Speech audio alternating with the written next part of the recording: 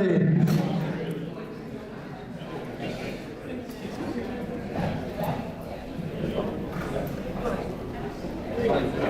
Everybody, please take your seats. The price goes up if you don't sit down in the next 30 seconds.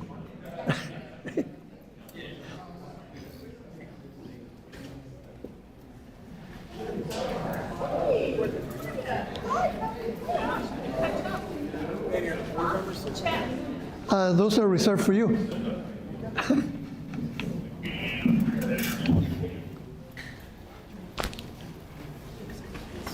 Anybody else want to come up and sit, or?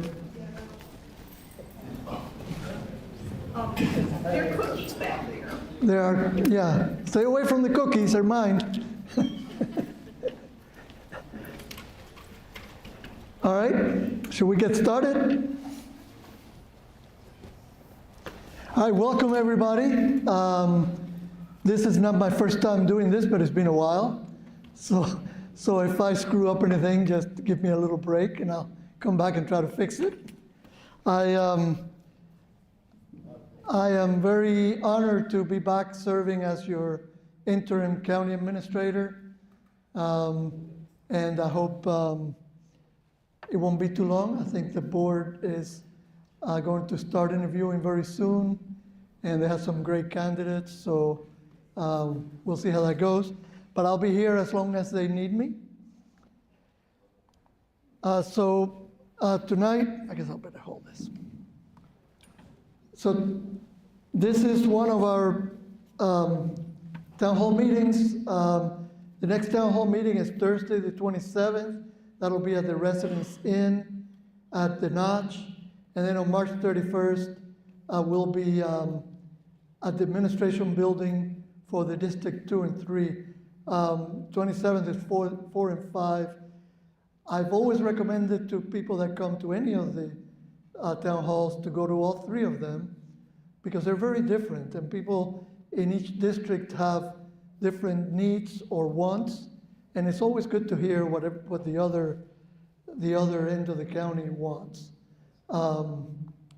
So as you know, I'm the interim county administrator, and what I'm going to talk about today, we're going to look back a little bit, and then I'm going to go forward and look at the budget going ahead.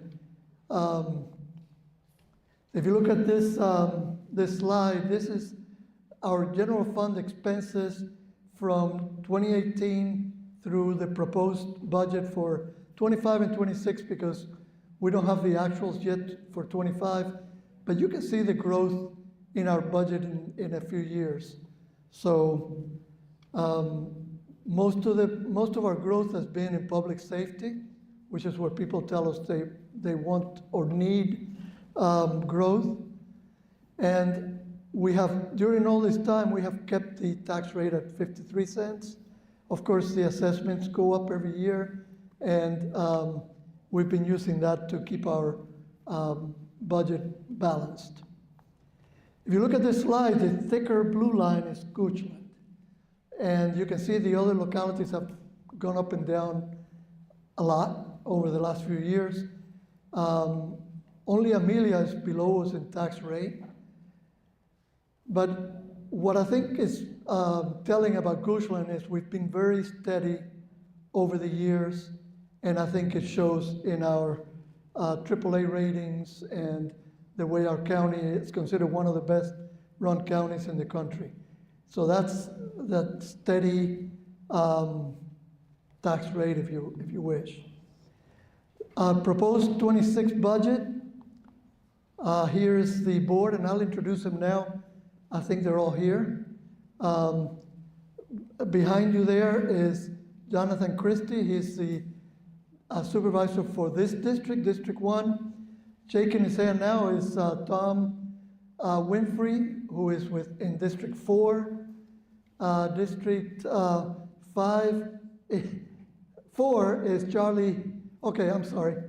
3 for Tom and 4 for Charlie. See, I'm new. There was a whole new board, a different board last time I was here, except for District 2 is Neil Spoonhauer, and he's not here today. So how does the board work the budget? Did I miss somebody? Yes, I missed Jonathan Lyle in District 5. So we have two Jonathans, one on each end of the county. And let's see, in the back, I'll go ahead and introduce him as well. We have the sheriff, Stephen Creasy is in the back. Our fire chief is back this way, Eddie Ferguson. And we have other members, Tony Gordon, Mike Watkins, and Blake here. So we have a good crowd. We're safe tonight. So we can stay till it gets dark. So the board receives the annual assessments or reassessments from the assessor's office. They set the budget priorities. We gather feedback from residents at venues like this or throughout the year. And then the board approves the tax rates, the ad valorem tax, and any budget-related items. So the priorities are usually consistent with the board's strategic plan. We always take a conservative approach to revenue projections and expenditure. We seek efficiencies where we can to cut costs, expand public safety service levels, and we have done that over the years, meet or exceed all the financial policy requirements, maintain competitive employee compensation, and that's become difficult over the last few years because we don't necessarily compete with Amelia and Powhatan and Louisa. We compete with Henrico and Chesterfield. A lot of our employees live in those areas, and they drive through a government center like ours on the way to Goochland. So we have to make sure that we pay them a fair wage. And we support positions as we can with adding positions. The utilities rate is self-sustaining. They pay for all of their enhancements through fees for utilities. So again, the process is ongoing. We listen to residents. The formal process didn't start last week. It started back in October when the board meets with departments and the administration meets with all county departments and all constitutional officers, meet with schools, and for both operational budget and capital improvement plan. And then we meet with the board to establish priorities. We look at all the revenue sources throughout the budget process, property taxes, other local taxes, state aid, federal aid, charges for services and fees, and any grants that we may have. Obviously, the budget is impacted by inflation, potential recession. We always have to keep that in mind for our risk to the county. We, as I mentioned earlier, we have continued to try to support public safety in the county. The General Assembly also provides legislation sometimes that catches us by surprise because it comes at the last minute just before we put the budget together usually, sometimes after the fact. We have a growing community and an aging population and increased calls for services. Public education funding from the Commonwealth can vary, and we've heard a lot about education. Those things can impact our budget. Typically, health insurance costs have increased every year. This is a different year. We're actually staying flat, so that was a big surprise to us. And again, we need to maintain competitive salaries with our neighbor localities. Here's the revenues from all the different funds. Property taxes obviously our biggest, but we have a lot of other revenues, local taxes, permits and license fees, and so on.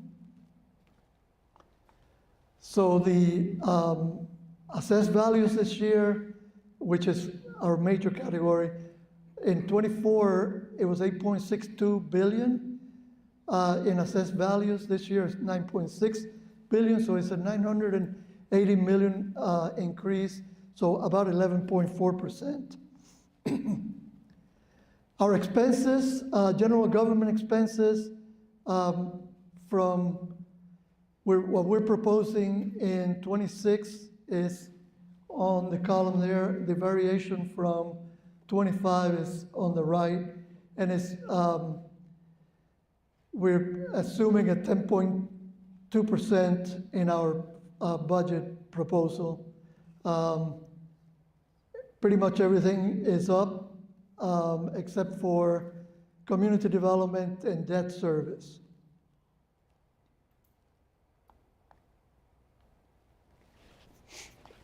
The proposed budget over the adopted budget for 25, the variance in the general fund is about almost 6 million. The special revenue funds, 200,000. Utilities funds, 6 million. Again, that kind of pays for itself. School funds, 2+ million, so 5.2%. And CIP funds are down because we don't have a major project this year. The capital improvement plan proposed is about 2.5 million for fire and rescue, 1.3 million for information services, and 1.7 million for schools. If you have questions about what those things are, we can talk afterwards. The 5-year capital improvement plan is pretty big. And so when we talk about the tax rate and what we do, I know some folks have concerns about us having a surplus. That surplus we typically apply to the next year's CIP. We have several things that we need to build. One of them, and you see it there under the judicial, is a new courthouse. And we have another 39 million over the next 5 years for the schools. And these are some of the things in the capital improvement plan. Emergency technology, where we're upgrading the 911 recording. The schools, we have some changes to the Gusla Middle and High School. With the chiller at the school is 20 years old, 10 years old? 21 years old. So we're about to replace that. We need new equipment for fire and rescue, and that totals to about $2.5 million. In facilities, we have an emergency generator for Fire and Rescue Administration Office in the plans for next year. And we're doing some upgrades to our systems in IT, and that's about $1.3 million.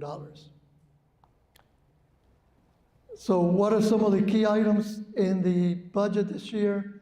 We're including a 3% cost of living salary adjustment for employees. We're adding 11 positions in public safety, 6 for fire and rescue, and 5 for the sheriff's office. We're increasing the school contribution by 6%, or 1.8 million. And again, we're doing it all without increasing the real estate tax rate or the Tuckahoe Creek tax rate or the personal property tax rate. Again, the budget schedule on March 11, the joint work session of the school board, that was last week, we held a joint session with the school board. March 24th, we're telling you about it here today. The 27th at Residence Inn, and the 31st. The public hearings for our tax rate, Tuckahoe Creek, budget, fees will be held on April 1st. And then so that's the last hearing where you can come and speak about these items.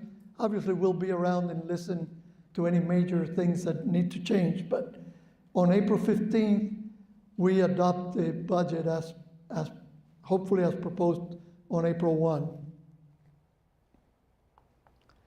Some community updates, and I may get Sarah to come up for some of the new economic development, because as you heard, I've been here 3 weeks now. So some of these things are new to me. But transportation improvement projects, we have a study going on at 288 and West Creek to see if we can alleviate traffic at Broad Street. We have a divergent diamond interchange planned and in the works for Ashland Road over 64. That plan will move the current park and ride that's north of 64 to just south of that intersection. And then we're once again trying to get the Hackett Road realignment to happen. Right now, if you get off on at the Rockville exit and you come down to Broad Street and you want to get on Hackett, you have to make a right on 250 and then take Hackett Road. This realignment will make that much easier. We had a meeting this morning to talk about possible ways of expediting that. The dual diamond interchange, if you've been to, who's been to Zion's Crossroads and seen that there? Okay, it works really well there. I've got questions about what happens if the power goes out because it's all directed by traffic lights, but I haven't gotten the answer yet, but we'll get it. We have an expedited schedule on this because, as you know, Project Rocky will be going live on Ashland Road, and we need to alleviate some of the traffic there. So request for qualification will be this summer. There will be a public hearing also this summer. Proposals will be received in this winter, and then there will be a design build contract, hopefully in 26, and we expect it to be completed in summer of 29. So these things are not fast, and I've told people before, some of these things that are kind of coming to fruition now started when I first joined the board in 2011. So that's the way some of these things work.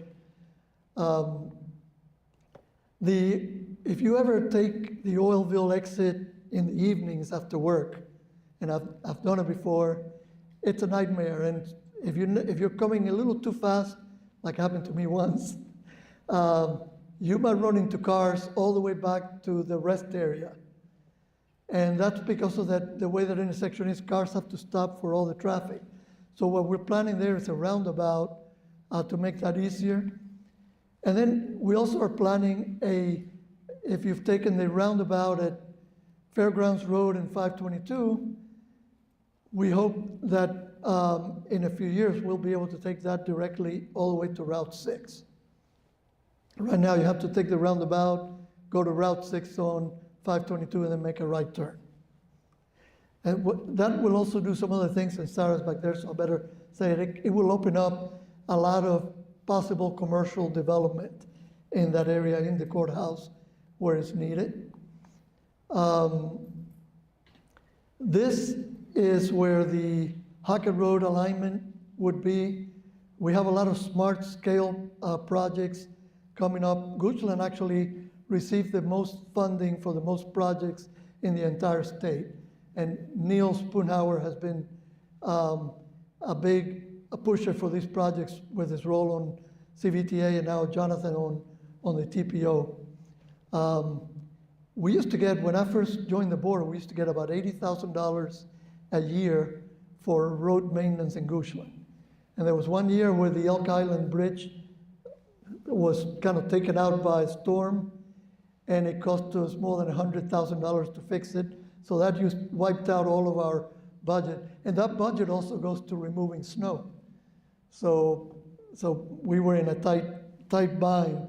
But we have several projects that are coming up that I think are very good for us. I would recommend that you buy gas local.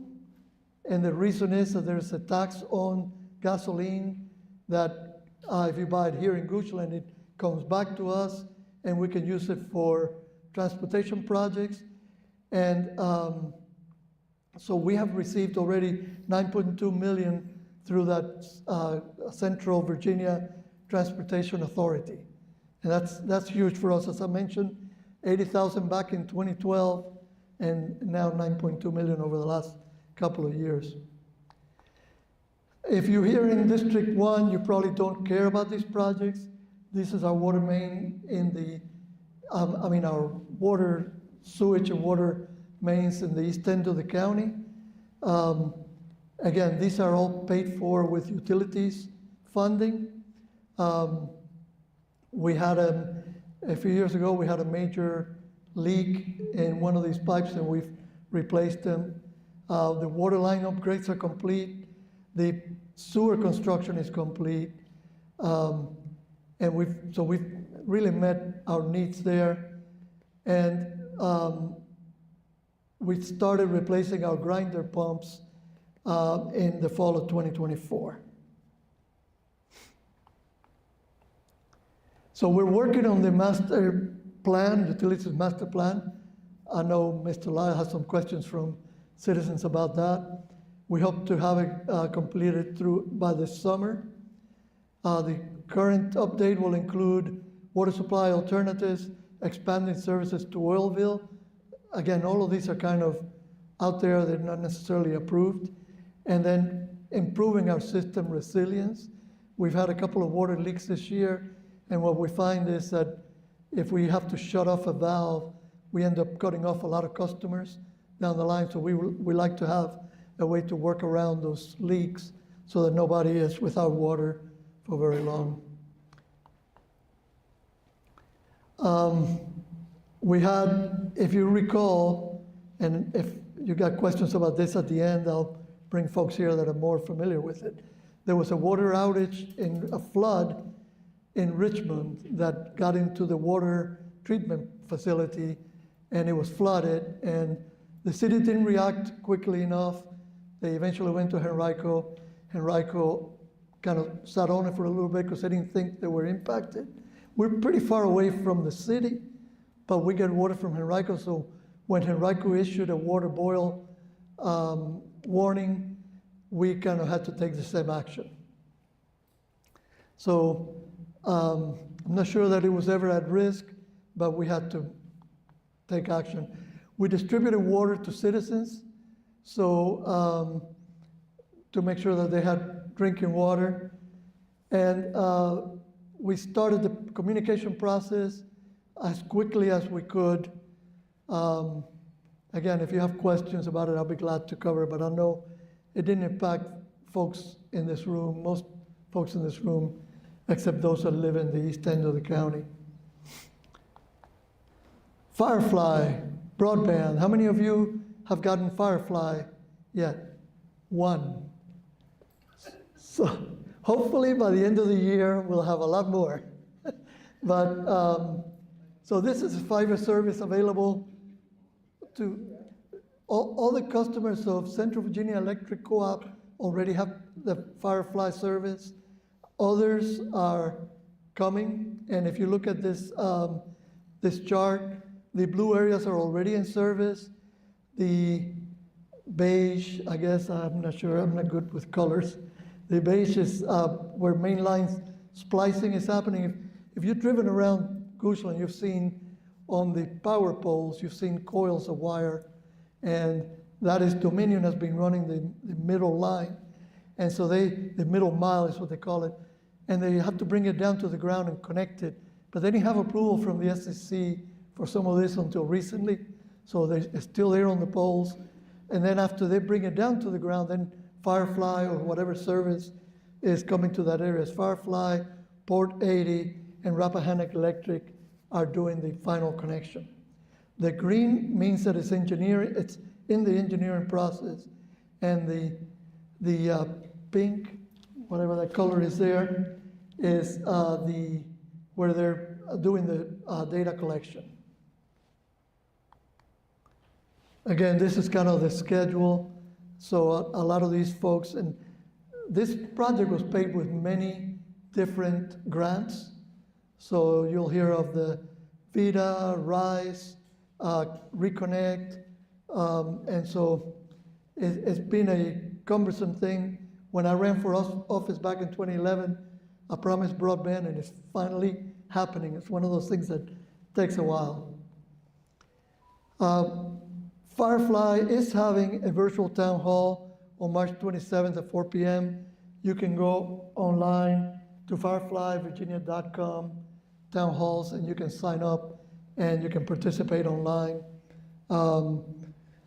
There are some folks that are in either Comcast service areas or other providers, and that were not connected because Comcast wouldn't come past 500 feet. So if you had a long driveway, they might not connect you. And those are going to be connected finally now, hopefully within the next year or two. New businesses, and I'm going to ask Sarah to come up so she can talk to some of these things. But a new medical is a new medical facility. Bandits Ridge have been around for a while, but now they're adding a winery. Neurosurgical Associates is new here. Yellow Club, not sure what that is. Sarah? Pickleball and tennis. Oh, okay. So if you play pickleball, you can join them.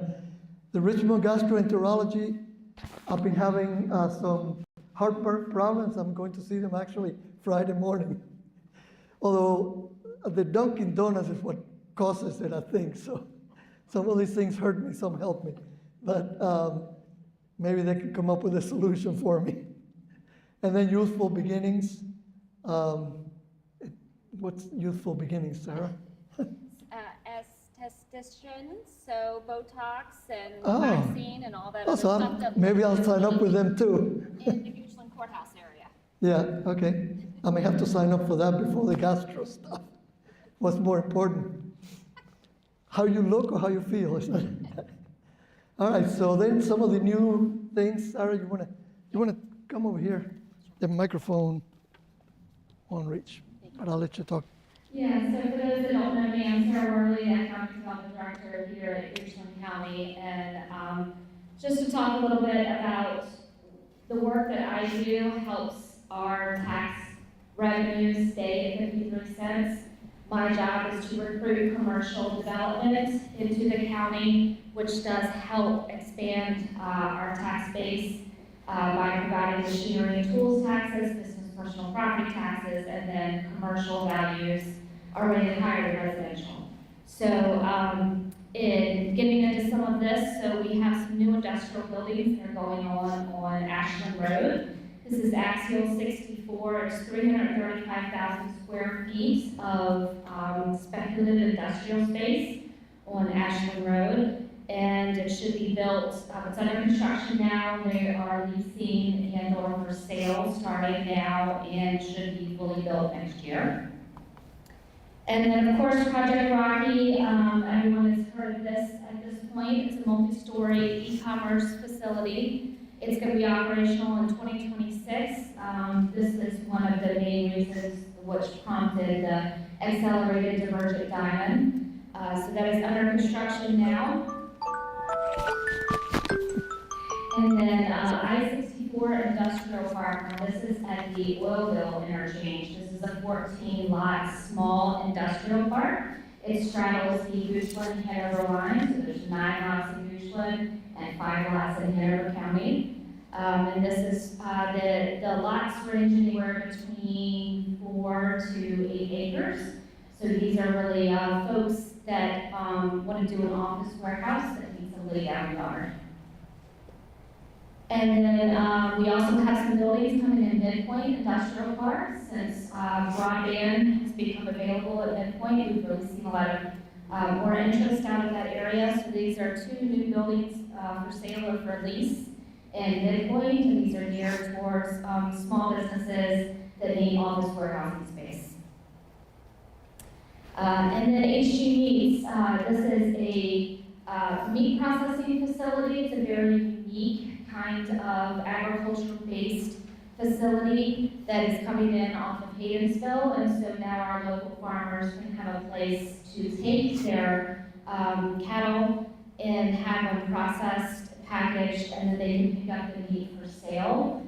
Previous to this, our local farmers were having to drive as much as 2 to 4 hours away to get their product processed. Yes, Mr. Christie? Is there any timeline on them being operational? Yes, they are under construction now, but hope to be operational by the end of the year. And so the capital investment over the last, I'm sorry, was there another question? Yes, ma'am. The new industrial building, the Axial, these are just sites that they're gonna, sell and rent, is that correct? Yeah, those are spec buildings or speculative buildings. So there's a developer who builds them, and then he will either lease them out individually or he will sell the entire building to a user. I just wanted to be sure that before Goochland brought in a data center, that would be something that citizens would have an opportunity to come in. For this particular application, it would not be a data center. Data centers require adjacency to transmission lines, and this one's a little bit too far away. So for this particular one, it would not be considered a data center. And the capital investment here, you'll see from 2017 to 2024, the reason why we had the large jump in 2021, there was a lot of pent-up demand from COVID 2020. When 2021 hit, the market kind of let loose a little bit, and we were able to see a lot of investment. A lot of that came from Avery Point and the collective apartments. Capital building permits issued in 2021. You mean it wasn't that I was here? It was. You want to talk about this? Yeah, Keep going. The other hat that I wear is I'm the director for tourism as well.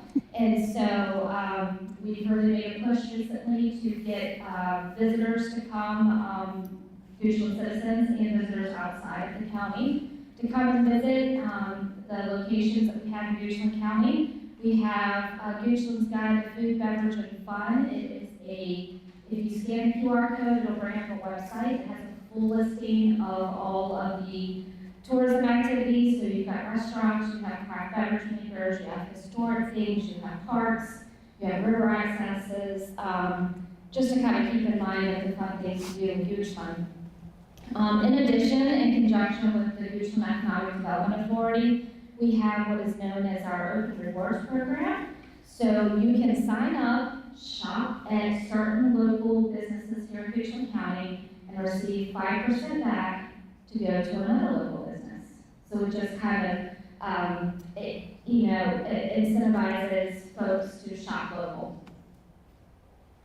And then lastly, we have our Goochland Business Appreciation Month. It's going to be in May this year, and we have several things lined up.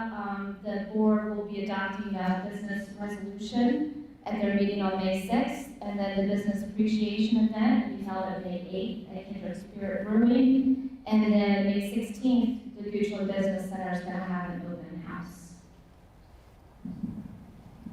Thank you. Was I brilliant or what? Bringing her up. All right, so everybody knows about Goochland Day. It's an effort from the Goochland Day Foundation. This year, the concert will be on Friday, May 16th from 5 to 10 p.m.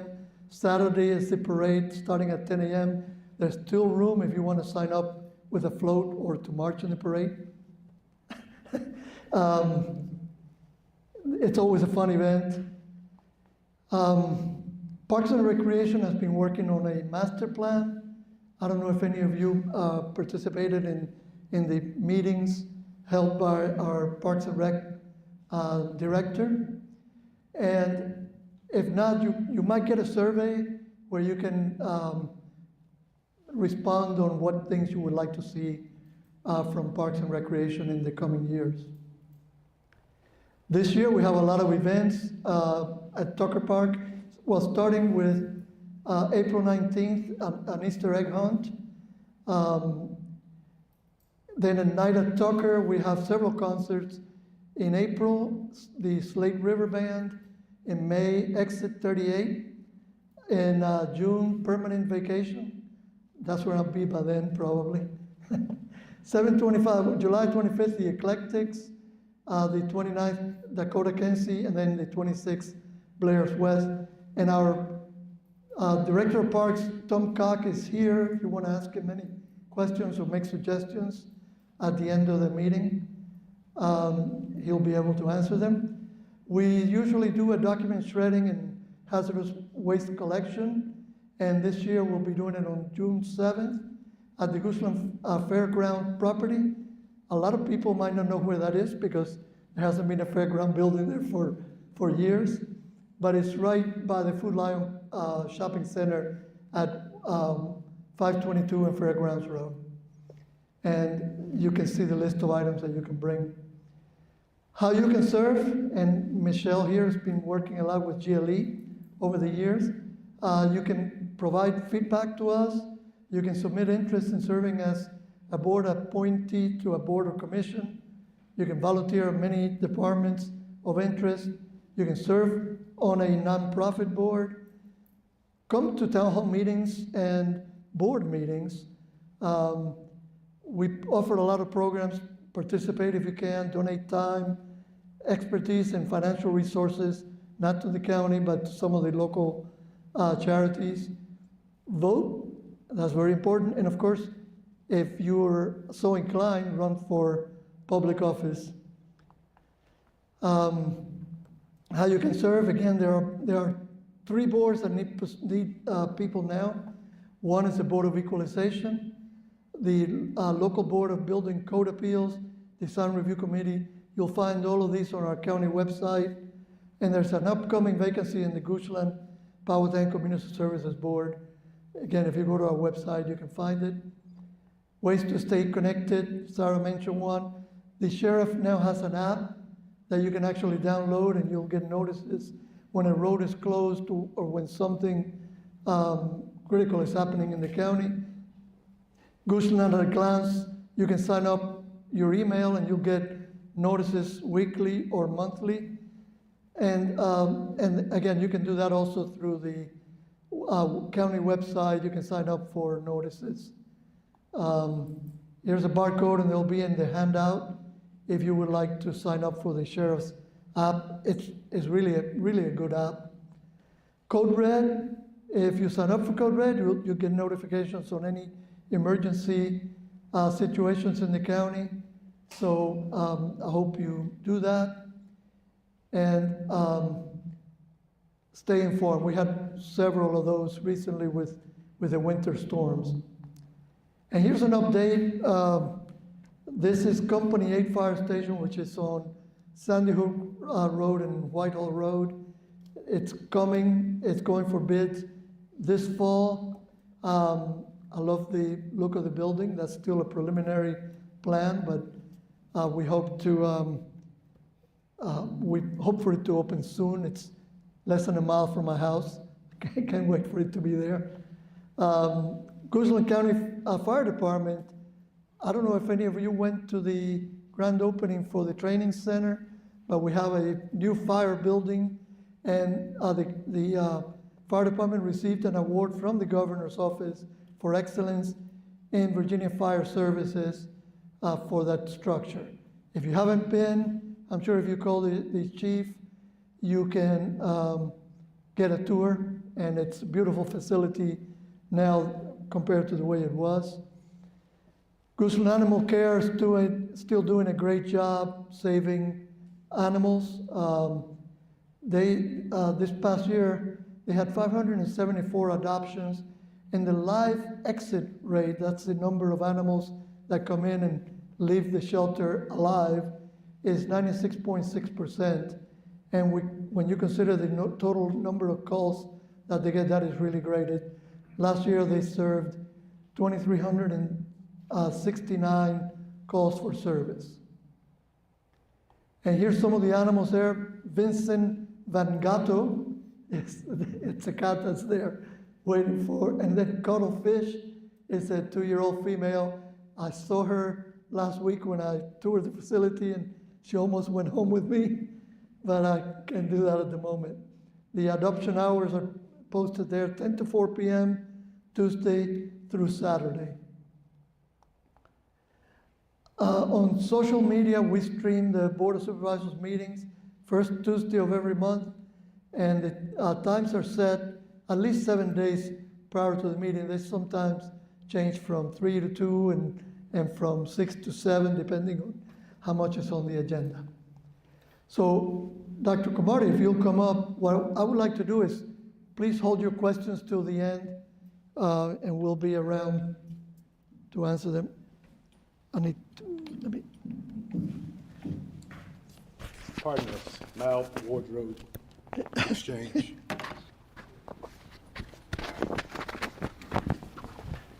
hope I haven't lost it.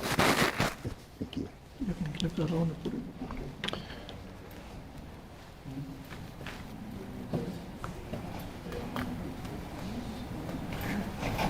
It's going to go in my pocket. That's fine. Thank you, good sir. All right, good evening. My name is Michael Cromartie. I'm the school superintendent. It's always good to be in Region 1. I'm going to use my teacher voice and stay away from that thing if that's all right with y'all. They're streaming. Right? I thought this one was for streaming. Yeah. Gentlemen, can you hear me in the back? All right, then we're good. We're going to go. The budgeting process starts for the public schools in October. We bring in all of our budget managers to include department heads and school principals, and that's an opportunity for them to outline what they perceive their needs to be for the upcoming fiscal. Just before we left for winter break, we had a joint meeting with the supervisors. We were very proud of that. It was the earliest we've ever had it in this county and really set us up to have some productive conversations. For the entirety of the month of January, we came back, we had weekly workshops with the school board. Those were public and very televised.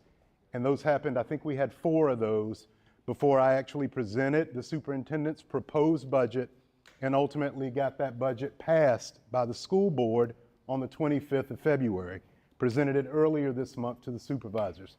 Tonight, I'll give you some of the highlights of that. I'd be remiss if I didn't reintroduce the school division. We are built on our core values of excellence, creativity, courage, honor, and optimism. Those core values guide everything that we do. Our core goals are to maximize each student's academic potential, to maximize resources for instruction, and to continuously improve the overall climate of our organization.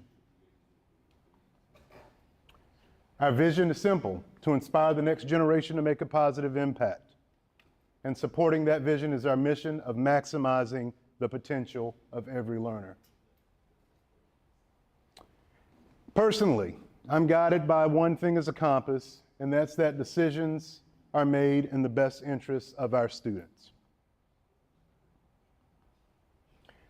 I want to show you a little bit of a longitudinal look at our enrollment over time at each of the schools. We've got Randolph here on your far left, Goochland Elementary, and we'll talk about that spike.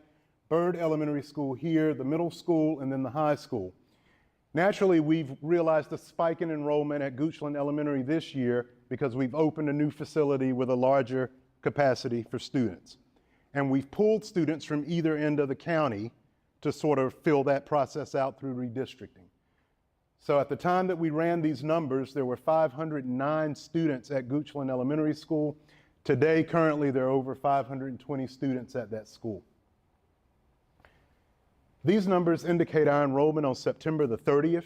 There are 2 important enrollment dates in school budgeting and finance, at least as it pertains to the state.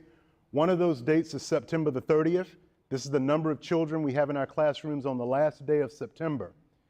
The more important number is a number on which we base our average daily membership, and that number is calculated on the last business day of March.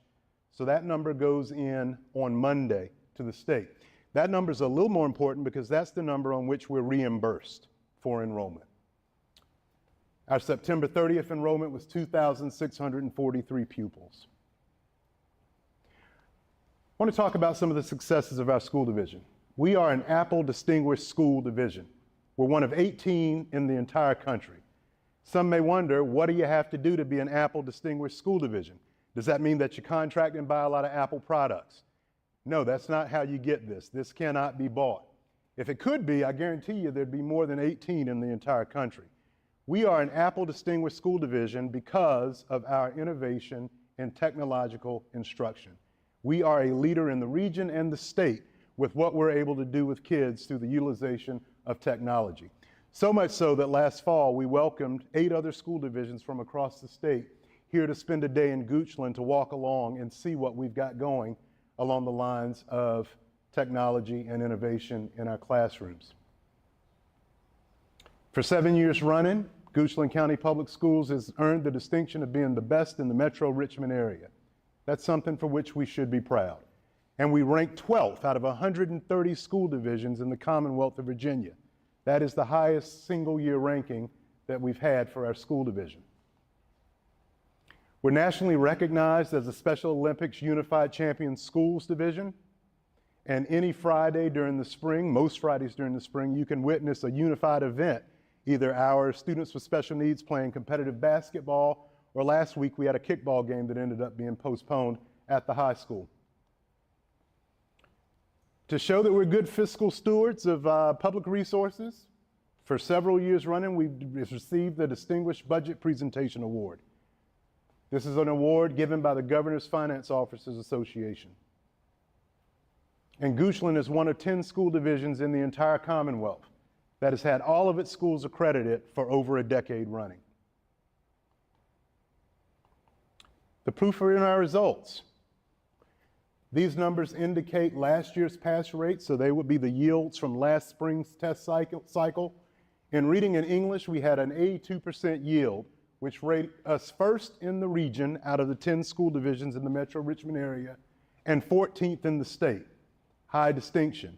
In mathematics, we had 83% proficiency, ranking us second in the region and 8th in the entire Commonwealth of Virginia. Conversely, we're rated 72nd in per pupil funding.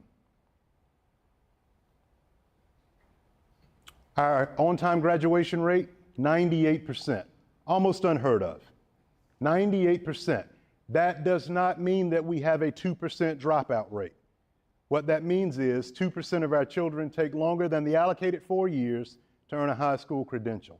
They may need a summer, they may need a semester, but we get them across the goal line. But the number that counts for on time is 98 out of every 100. And as you can see, we've had a trend of success for the last 10 years that's at 95% or above. So when we talk about a budget, that budget should be based on needs. And we've got 3 basic strategic goals. One is instruction and lifelong learning to maximize each student's potential and preparation for a successful life. And we've identified $95,424 of new expenditures under Goal 1. Because we presented this now, I feel like this is my 200th time, and a lot of your faces are familiar. I won't go item by item. This is a very public and front-facing presentation. But $95,424 in new investments under Goal 1. Goal 2, inclusive and engaging culture. To create an engaging and responsive experience where everyone feels informed, included, valued, and empowered. This is where we take up our 3% cost of living adjustment for all school employees, which Mr. Alvarez alluded to earlier. That number matches the cost of living increase for all other county employees. When you take into account what it takes to do the 3% salary increase for all staff, minus federal dollars that are no longer available to us, anticipated retirements, we get a total investment under Goal 2, new investment of $713,534. And then there's Goal 3, the care that we put into our facilities, resources, and technology to enhance and support the instructional and learning needs of all students and staff. We've got some capital projects that we have strategically taken from the CIP and rolled into the operational budget. Those dollars are represented here. For total expenditures under Goal 3, new investments, $746,581. We take on a process that we refer to as strategic abandonment. This is where we really take a good fiscal self-assessment and we make a determination of those initiatives, subscriptions, things of that sort that we may be able to get along without. This year, we were able to identify $662,558 in such abandonment initiatives. They come through a reduction in technology and software subscription and repair costs to the tune of a little over $61,000. Administrative services, we've reduced overhead for public relations, some of our printing. You may have noticed with the fall report, should have been the fall report, it was a little delayed coming out a few weeks ago. That is now in a digital format where folks can scan a QR code and flip book that. We're saving dollars on printing full color booklets like we've done in the past, not to mention the money that we save for postage. Maintenance, lease, grounds contract, a little over $25,000. You all see the numbers there in front. These numbers also include monies that we've lost due to federal grants that were COVID era federal grants that have met their expiration. Well, why do you include them in abandonment when the dollars ran out? That's a good question that one may be asking him or herself. The reality is the dollars might have run out, but the things that we invested the money for still endure. And some of those things are still very much needs that we've got to cover. So here's a summary of our total investment. Goal 1, lifelong learning, a 0.5 FTE. We've talked about the numbers. The total new investments represent $892,981. This is a 2% increase. And let me correct that. I learned over the weekend late that there may be an additional a little bit over $300,000 allocated to the schools. These numbers do not represent that total. You'll note that Mr. Alvarez's number was 1.8. I'm going to be talking more along the context of about 1.385. That's not that we're trying to fleece or mislead you. It's just that the information's evolving and coming in constantly. Total new investments, $45,467,414. So this is how we categorize our spending. Over 77% of the dollars that I talked about go directly to instruction and technology that support instructional goals.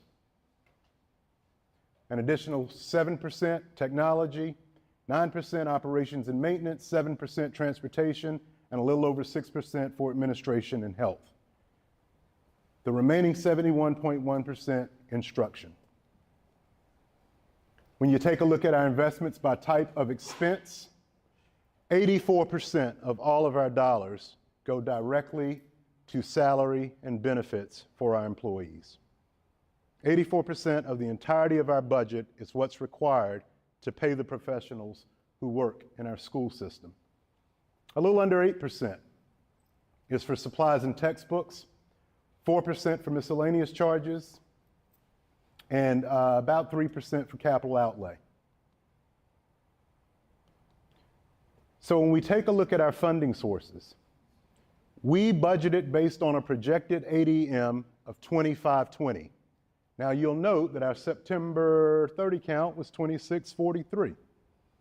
You do that on purpose. We do that on purpose. The last place that I want to be as a superintendent is to over-project enrollment and end up in a place where we can't be made whole at the end of March because we've over-projected and our actual dollars that we get from the state don't convey. So we budgeted for 2520, a very conservative number. We also budget our state sales tax at 97.5% to give us that extra 2.5% fluctuation in the event that things come in differently than we had hoped.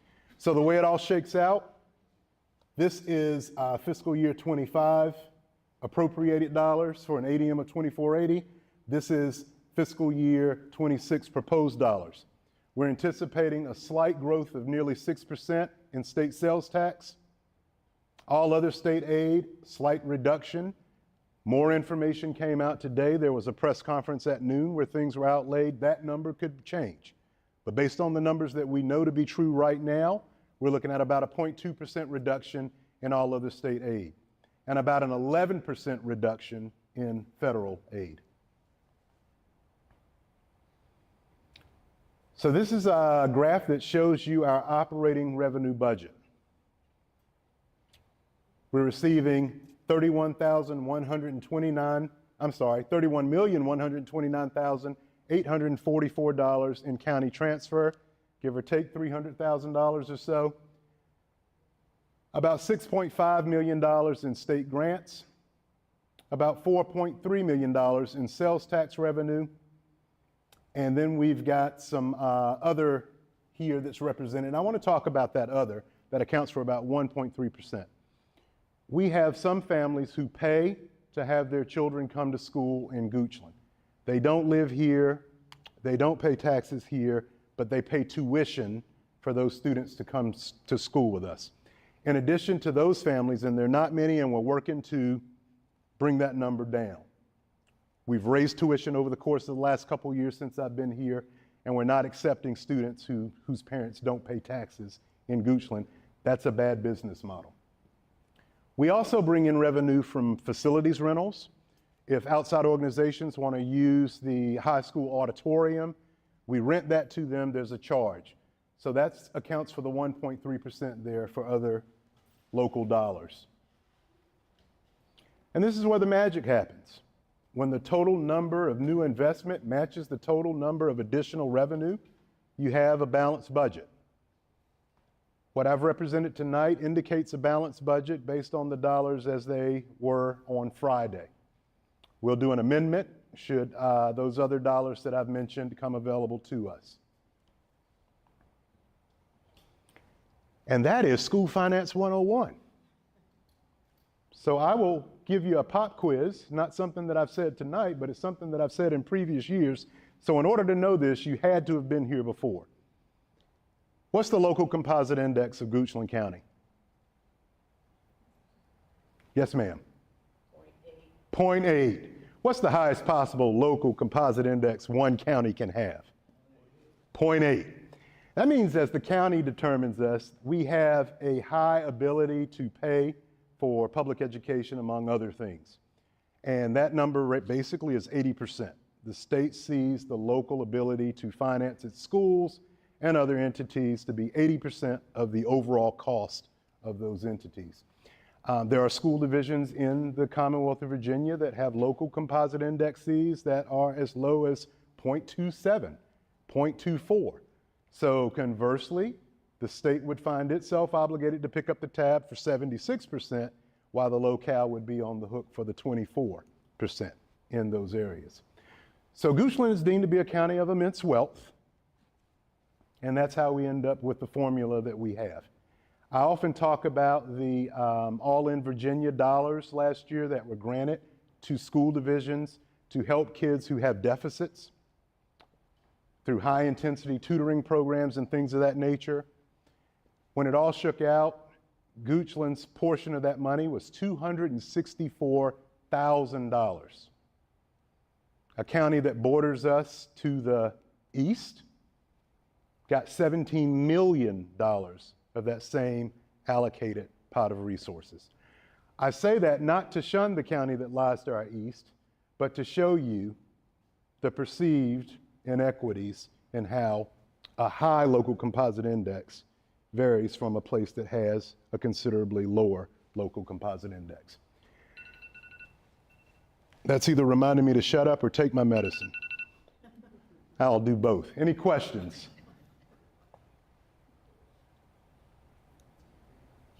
No questions for me? You guys are easy, thank you. Great job. Thank you, sir. Hit the button one more time. Turn it off? No, hit, Oh. Uh-oh. I may have killed it. I think he said it was just their questions.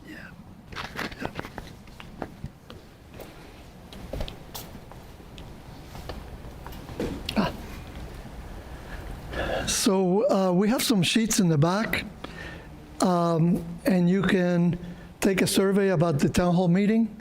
You just scan that code, and it'll take you to a really nice survey that our staff put together. So now, any questions for the county or the schools? It's still here. Mr. Kaufman. The county has a surplus cash fund, correct? Yes. Can you explain that to the folks in here and what it's used for? Yeah, so when I was first elected back in 2011, we had a major issue with debt that we couldn't pay. And so that board that I was with for 8 years was very conservative. So what we did, we had to first fix the problem, And then what we've done over the years is we've used a pay-as-we-go kind of method, pay as we build it. So what we do is with any surpluses that we have, we apply them to the next year's CIP. We recently lowered the surplus, the balance target from 60% to 35 because we know at 60% we'd be keeping a lot of your money, right? So we've lowered it. We're still, I think this year we're going to be a little bit over 35. But what we will do if, and I think it's a little too late to have that conversation this year, but what we'll do is we'll set that money for either projects this year or next year. For some reason, there hasn't been, we had a CIP or a meeting with the school board to talk about budgets, but we really didn't have a CIP work session within the county.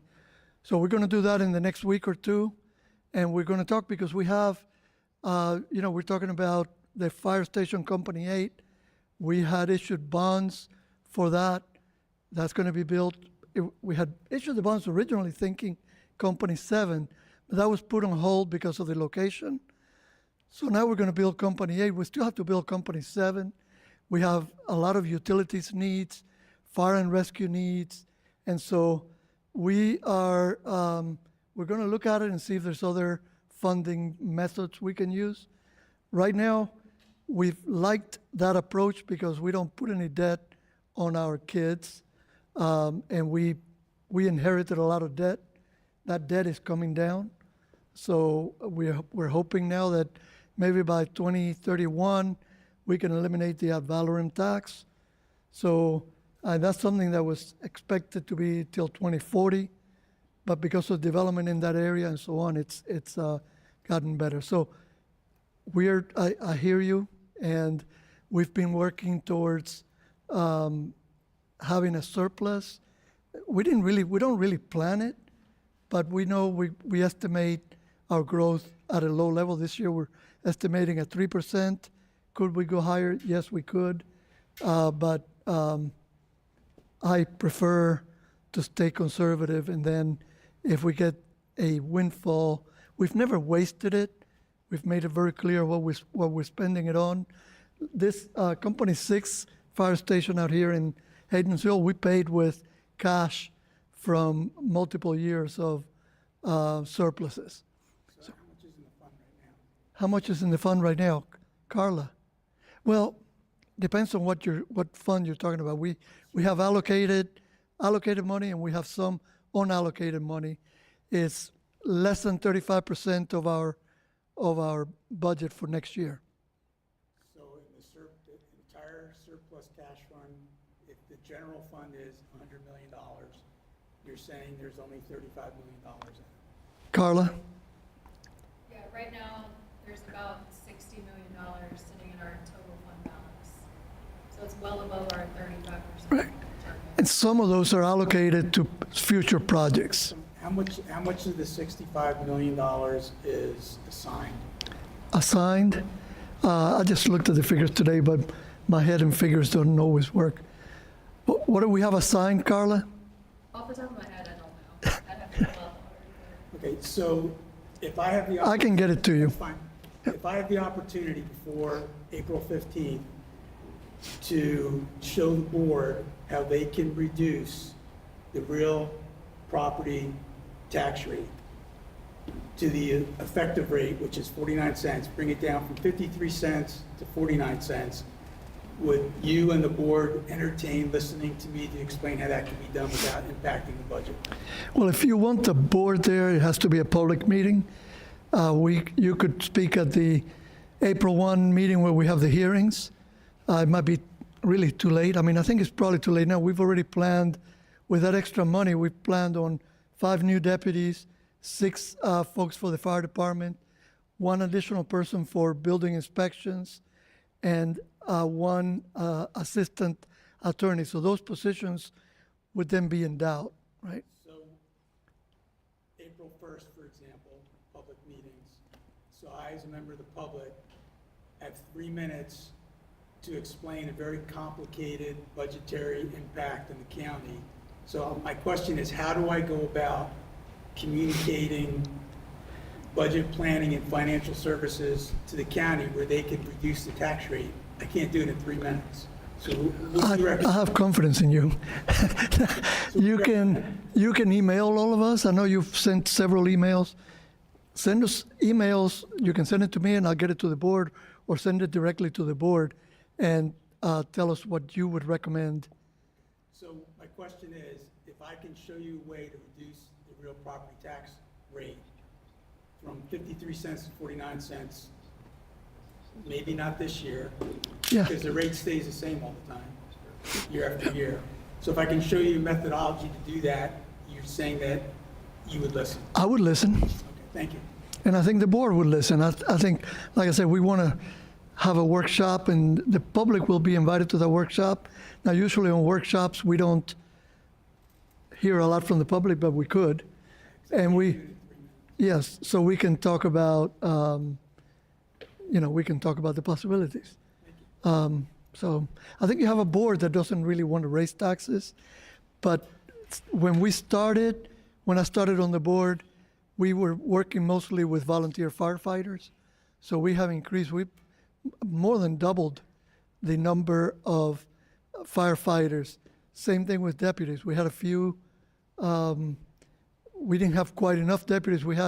I remember, I wouldn't tell everybody, but when I went through GLE, the sheriff told us that we had basically one deputy per part of the county. And it's like, okay, so hopefully nobody robs me, because it'll be a while. So we have grown that to where we feel pretty comfortable, but there's still growth needed. Apartments bring more issues, so they're busier. We have new development that is a little more risky for fire and rescue as well. We don't know what the Amazon facility, the Project Rocky facility is going to be. And we don't know, there's other projects coming that we don't really know the impact, so we have to be ready. We have 2 new fire stations that are going to have to be staffed. So that's kind of what we look at fiscally, responsibly. But I'll listen to you, and I won't be here forever, but we'll make sure that the next administrator, I'll be in Goochland forever, maybe in ashes somewhere. Other questions? Yes, sir. My name's Bob Harris. I know a few years back we voted for the bond referendum, and I voted for it, totally support of it. I think it was very exciting. Thank you. It's part of us building an auxiliary gym at the high school and have a dedicated wrestling room. I know the cost of the elementary school is more than anticipated. So just don't know if there's any plans. Yeah, so there's still money in that referendum, and that is, now we have to issue those bonds. So I think there's 17, almost 18 million from that referendum that's still going to go to the schools. And part of it is going to go to moving career technical ed from the current building, which is right next to the administration building, to move it on the campus, and then to do some of those changes that you mentioned. I think right now, are you a wrestling coach? Or so are you coaching at the old elementary school? I help coach middle school and also help in the youth team this year. Down I didn't realize it was still being used, but I saw the mat in the cafeteria. Yeah, Very nice. yeah. Any other questions? I'm sorry I went way too long in my presentation, but I appreciate you all coming. As I mentioned, we have a lot of folks back here if you want to chat. The fire chief, the sheriff, Parks. Do you guys have any questions for me? Oh, yeah, Well, sorry. Questions for Jonathan? concerns, complaints, anything, potholes? Where's Mr. Reeves? Brush, oh, thank you, Jonathan. So if you have brush from the storms that just happened in February. We're taking it at the convenience centers at no charge until the 1st of April. So if you have any brush, we usually do that when we have a major storm. And Mr. Lyle reminded me on Saturday.